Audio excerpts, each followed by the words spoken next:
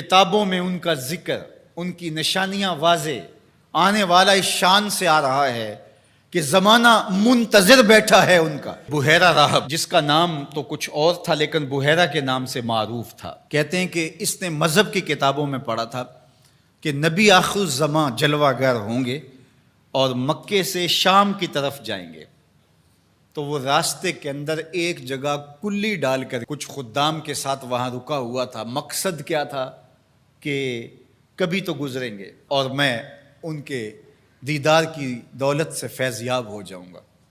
مذہب کی کتابوں میں ساری نشانیاں اس نے پڑھ رکھی تھیں۔ وظیفہ کیا کرتا ہے یہاں بیٹھ کے؟ صبح ہوتے ہی مکان کی چھت پہ چڑھ جاتا ہے، اپنی اس کٹیا کے اوپر چڑھ کر کے حجاز کی طرف آنے والے قافلوں کی راہیں تکتا ہے۔ قافلے گزر جاتے ہیں، شام کو پھر نیچے آ جاتا ہے، اگلے دن سویرے پھر یہی عمل شروع ہو جاتا ہے۔ شب ہجر کی سختیاں کوئی اس سے جا کے پوچھے، تیری راہ تکتے تکتے جسے صبح ہو گئی، مدتیں بیت گئی، ماہ و سال گزر گئے۔ ایک دن وہ اپنے مکان کی چھت پہ چڑھا ہی تھا تو ایک قافلہ دکھائی دیا۔ اس نے کیا منظر دیکھا کہ دائیں بائیں کے درخت سجدہ کناں ہیں۔ سمجھ گیا میرا مقصود آ گیا ہے، جس کے لیے انتظار کی گھاتیں تھیں، جس کے لیے منتظر رہا شب و روز، جس کے لیے راستے میں کلی ڈال کے بیٹھا ہوا تھا، وہ مقصود، وہ گوہر مراد آج نصیب ہونے والا ہے۔ تو جلدی سے نیچے اترتا ہے اور اپنے مصاحبوں سے کہتا ہے جلدی جلدی اس قافلے والوں کا کھانا تیار کر دو۔ کہا کہ پہلے بھی قافلے گزرتے ہیں، یہاں رکتے بھی ہیں، آپ نے کسی کو پوچھا بھی نہیں۔ کہا بس آج کسی کی طفیل ان کو کھانا دیا جا رہا ہے۔ یہ قافلہ جب قریب پہنچا اور انہوں نے پڑاؤ کیا، اس کی کٹیا کے قریب بہت بڑا ایک درخت تھا، وہاں رک گئے۔ تو اس نے میسج بھیجا کہ آج دوپہر کا کھانا تمہارا میرے ساتھ ہوگا، آج تم میرے مہمان ہو۔ یہ بہت خوش ہوئے کہ ہم پہلے بھی گزرتے تھے، یہاں رکتے بھی تھے، اس نے کبھی پوچھا بھی نہیں تھا، آج خاص پذیرائی ہے۔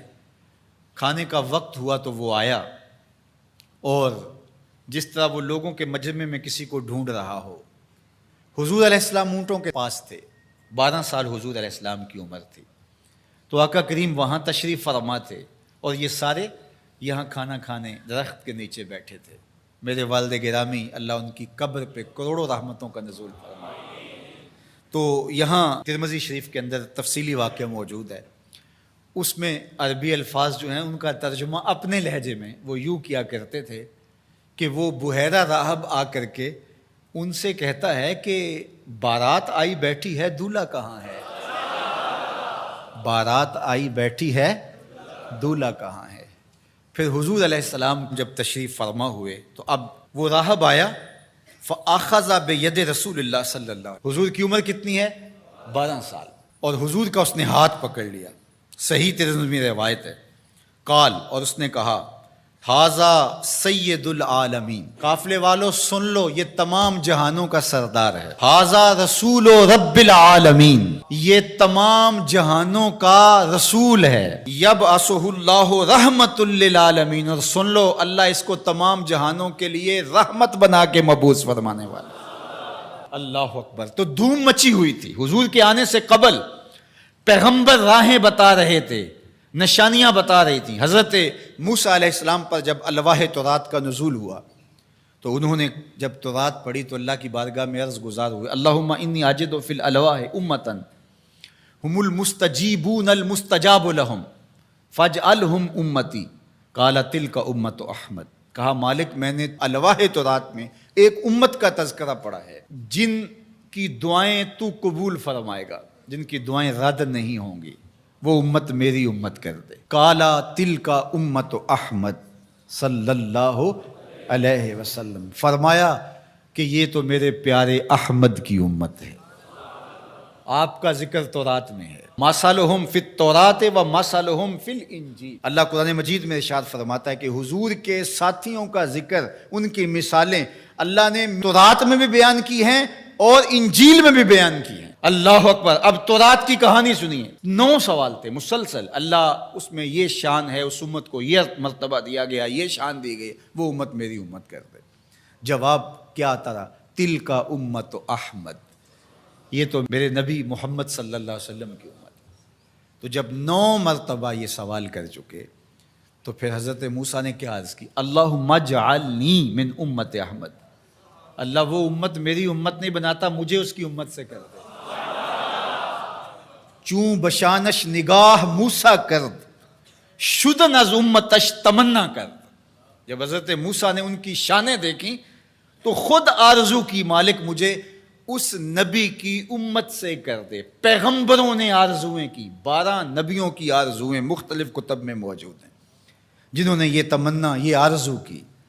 یار ہم نے کوئی آرزو تو نہیں کی تھی، ہم نے کوئی منتیں تو نہیں مانی تھی، ہم نے کوئی وظیفے تو نہیں پڑھے تھے، ہم کوئی دعائیں تو نہیں کرتے رہے کہ یا اللہ اس نبی کی امت سے کر دے۔ ہماری آنکھ کھلی، مقدر جاگا۔